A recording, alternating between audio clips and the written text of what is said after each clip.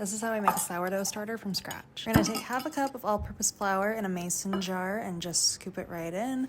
I like to measure with cups rather than ounces because I don't have a scale. I never have, and it's turned out just fine. I heated some water on the stove and then I just poured it into the mason jar. You don't have to heat the water, but if you want a more active sourdough faster, I would recommend warming up your water.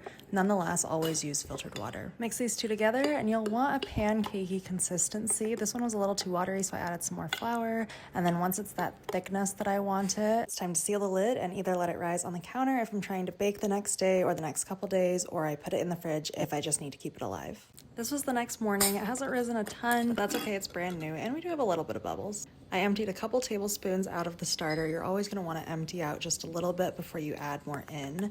And then this is the same process as before. I did 2 1/4 cups, so half a cup of both flour and water from my Brita. So colder water today, but I don't plan on baking today. It'll take a few days of doing this before it's actually ready to become sourdough. My recipe requires just over half a cup of sourdough starter to make into bread, but feed your starter at least once a day, and if you're leaving it on the counter, feed it twice a day. Mark it with an elastic or a marker, and when it's ready to bake, it'll have doubled in size looking like this.